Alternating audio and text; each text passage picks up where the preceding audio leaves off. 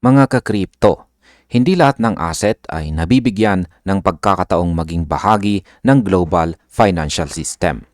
May mga token na ipinanganak para sa speculation lamang at may mga token na unti-unting tumatagos sa mundo ng institutional settlement. Ngayon, pag-uusapan po natin kung paano maaring makuha ni XRP ang pinaka-importanting status sa buong ekonomiya ng digital assets. Ito po ang reserve status. Ito ang punto kung saan si XRP ay hindi lamang coin para sa trading, kundi infrastructure ng international finance.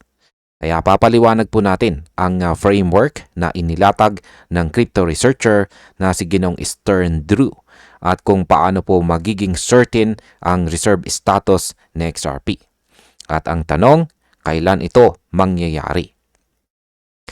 At ayan, simulan po natin sa ating unang katanungan kung ano po ang unang hakbang tungo sa reserve status. Ayon po kay Ginong Stern Drew, nagsisimula ang buong proseso sa regulatory transformation. Ito ang sandali kung saan si XRP ay lumalabas mula sa mundo ng speculation at pumapasok sa mundo ng legal liquidity provision. Kapag may banking charter approvals, compliance frameworks at ETF structures, nagbabago ang papel ni XRP. Hindi na siya ituturing na token para sa trading lamang, kundi isang regulated financial instrument na kayang magdala ng value sa malalaking settlement rails. Kapag kinikilala ng mga bansa sa XRP bilang cross-border settlement rail, ito ang nagbubukas ng pinto papunta sa institutional payment systems. Dito po nagbabago ang narrative mula sa coin patungo sa infrastructure. Paano naman po magsisimula ang transition patungo sa legal tender status? Sabi po ni Ginong Drew, ang mga bansang dumaranas ng economic strain ang unang kikilos. Kapag mataas ang debt, lumalala ang friction at unstable ang currency, naghahanap sila ng neutral at mabilis na settlement option. Dito po pumapasok si XRP. Dahil sa kanyang design, kaya niyang magsilbing settlement asset para sa domestic payments o intergovernmental transactions.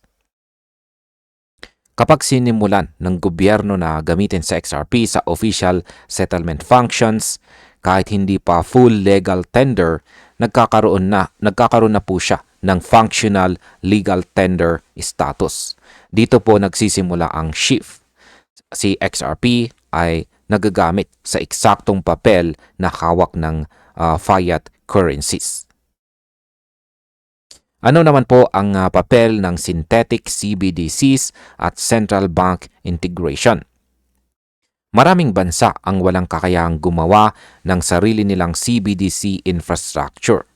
Masyadong mahal, komplikado at sobrang bagal sa development. Kaya ang alternative ay synthetic CBDC models. Ito ang mga digital currencies na back ng fiat reserves pero issued at settled sa XRP ledger. Sa puntong ito, hindi lang accessory sa XRP. Siya ang mismong makina ng interoperability. Kapag ang central banks nagsettle gamit sa XRP para sa interbank transfers o cross-border trade, nagkakaroon siya ng de facto legal tender status sa operational framework. Hindi yung batas ang nagbibigay ng value. Operational necessity ang nagsasabi. Kailangan natin sa XRP para gumalaw ang pera. Paano naman po magbabago ang laro kapag commodity exporters ang kumilos? Ayon po sa analysis, ang tunay na tipping point ay mangyayari kapag isang resource exporting nation ay tumanggap ng XRP bilang settlement. At bakit? Dahil walang mas makapangyarihang driver sa global finance kaysa commodities. Kapag exporters ng langis, metal, natural gas o strategic minerals ay tumanggap ng payment sa isang neutral digital asset, binabasag po nila ang dominasyon ng politicized fiat currencies. Ito ay precedent na hindi maibabalik. Isang exporter lang ang kailangan para magkaroon ng domino effect. Dahil kapag nakita ng ibang bansa na functional at efficient si XRP, sasabihin nila, bakit hindi natin gamitin yung mas mura at mas mabilis? Ngayon, ano naman ang papel ng Ripple infrastructure sa prosesong ito? Hindi sapat ang narrative kung walang ecosystem. Ito ang dahilan kung bakit importante ang Ripple Prime, RLUSD at ang on-chain liquidity programs. Ito ang nagbibigay ng institutional architecture na kailangan ng mga banks at fintechs. Kapag ginamit po nila ang interoperability ng Ripple Enterprise Stack, unti-unting nagiging bahagi sa XRP ng settlement workflows.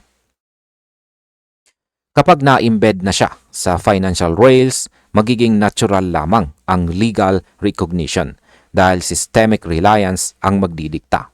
Ang proseso ay hindi mula sa hype papunta sa adoption. Ito ay adoption muna bago hype. Kapag umiikot ang trillion sa XRP rails, batas lang ang hahabol.